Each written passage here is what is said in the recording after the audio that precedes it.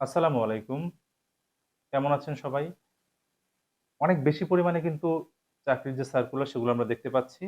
তার মানে আজ হোক, কাল হোক, কিছুদিন পরে হোক পরীক্ষা অনুষ্ঠিত হবে এবং এই মুহূর্ত থেকে খুব ভালো একটা প্রস্তুতি কিন্তু আমাদেরকে আ নিয়ে যেতে হবে। তো সেক্ষেত্রে বেশ কিছু ফ্যাক্টর আজকে আলোচনা করব। যে ফ্যাক্টর গুলো অবশ্যই আ আপনি যদি আপনার মধ্যে ধারণ করতে পারেন, তাহলে প্রস্তুতি আস্তে, আস্তে করে হোক অথবা রেপিডলি হোক, যেভাবেই হোক প্রস্তুতি কিন্তু ভালো হবে। তো আসুন আমরা সরাসরি ফ্যাক্টর গুলোতে চলে যাই। ১ম ফ্যাক্টর হচ্ছে ধারাবাহিকতা। ধারাবাহিকতা দ্যাট মিনস দেখা গিয়েছে আপনি চাকরি করছেন অথবা আপনি ব্যবসা করছেন অথবা যেকোনো কাজ নিয়ে আপনি খুব ব্যস্ত। কিন্তু ওভারঅল আপনার যদি চাকরি করার মন মানসিকতা থাকে, ইচ্ছা থাকে এবং একটা ভালো চাকরি যদি আপনি চান, তো সেক্ষেত্রে অবশ্যই যেটা করতে হবে, এই ব্যস্ত সময়ের ভিতরেই কিন্তু আপনাকে আপনার পড়াশোনার যে সময়টা সেটা কিন্তু খুঁজে বের করতে হবে এবং এই সময়টা অবশ্যই আপনাকে মেইনটেইন করতে হবে ধারাবাহিকতার মাধ্যমে। তো ধারাবাহিকতার আরো কিছু ফ্যাক্টর আছে আমরা সেগুলো দেখি। যেমন ১ম টি হতে পারে কি রুটিন।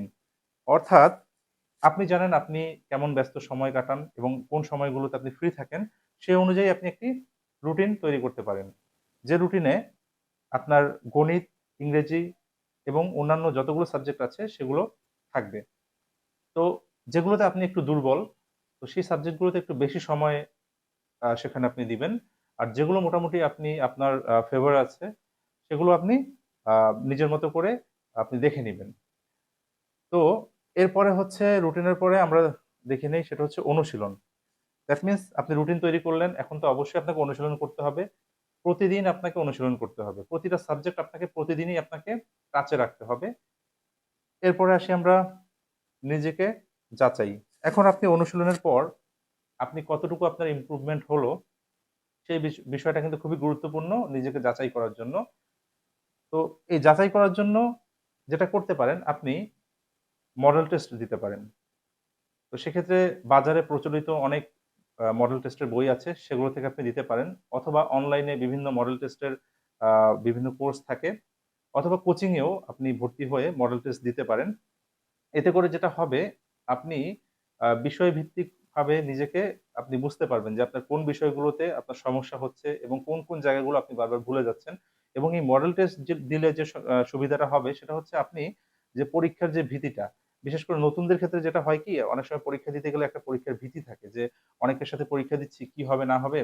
তো এই মডেল টেস্ট যখন আপনি বারবার দিতে থাকবেন তখন নিজেকে যেমন যাচাই করা হয়ে যাবে আ আবার আবার এক ক্ষেত্রে হচ্ছে দেখা গিয়েছে আপনার যে পরীক্ষার যে ভীতি সেটাও কিন্তু দূর হয়ে যাবে। এজন্য নিজেকে যাচাই করার জন্য অবশ্যই মডেল টেস্ট আপনাকে দিতে হবে। তো এই মডেল টেস্ট দেয়ার পরে নিজেকে যাচাই করার পরে আত্মবিশ্বাসের একটা বিষয় থাকে। অর্থাৎ আপনি যখন মডেল টেস্ট দেয়ার পরে যখন দেখবেন যে আপনি ভালো মার্কস আপনি তুলতে পারছেন, তখন কিন্তু নিজের প্রতি আপনার আত্মবিশ্বাস কিন্তু বেড়ে যাবে। আবার দেখা গিয়েছে এটাও হতে পারে দেখা গিয়েছে আপনি মডেল টেস্ট দিলেন। তো এক্ষেত্রে আপনার যেটা দেখা গেল যে আপনি ভালো একটা মার্কস আপনি তুলতে পারলেন না। তো সেক্ষেত্রে অবশ্যই আপনার আত্মবিশ্বাস হারানো যাবে না। কেননা আপনি মডেল টেস্ট দেওয়ার মাধ্যমে আপনি বুঝতে পারলেন যে আপনার কোন, কোন জায়গাগুলোতে সমস্যা হয়েছে। আপনি কোন, কোন জায়গাগুলোতে আপনাকে আরো স্ট্রংলি আপনাকে সেগুলো আরো প্রিপারেশন নিতে হবে। তো এই আত্মবিশ্বাসটা অবশ্যই আপনাকে 100% রাখতে হবে। তো এরপরে সংশোধন। আত্মবিশ্বাসের পরে আমরা আসি হচ্ছে সংশোধনে। সংশোধন কি? আপনি যে আ সমস্যাগুলোতে পড়লেন, তো অর্থাৎ যে জায়গায় আপনি পারলেন না, তো এই বিষয়গুলো খুব ভালোভাবে আপনাকে কি করতে হবে? সংশোধন করতে হবে। আপনাকে পড়াশোনাটাও যেমন সংশোধন করতে হবে, আপনার নিজেকেও সংশোধন করতে হবে।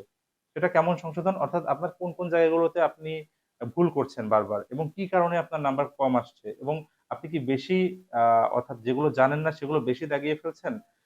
নাকি দেখা গিয়েছে আপনার নেগেটিভ মার্কটা খুব বেশি আসতেছে। তো এই বিষয়গুলো আপনাকে জানতে হবে। কেন আপনার নাম্বার হচ্ছে কম আসতেছে? এই বিষয়গুলো জেনে আপনার নিজেকে প্লাস আপনার পড়া দুটোকে কি করতে হবে? সংশোধন করতে হবে। এই এগুলো যদি আমরা করতে পারি, এই সবকিছু যদি আমরা করতে পারি তাহলেই কিন্তু একটা পর্যায়ে গিয়ে ইনশাআল্লাহ আমরা সফলতার মুখ দেখতে পারবো। তো এর কোনো বিকল্প নেই। এই ফ্যাক্টর গুলোর বিকল্প কোনো কিছুই নেই।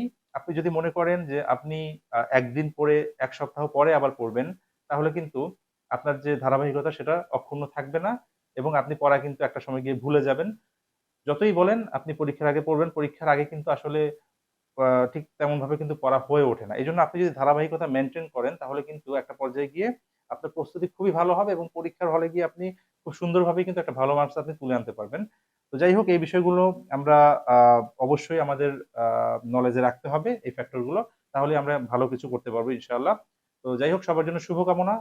সবাই ভালো থাকবেন এবং সবার সামনে যে পরীক্ষাগুলো হবে সেগুলোর জন্য শুভকামনা রইলো। আল্লাহ হাফেজ।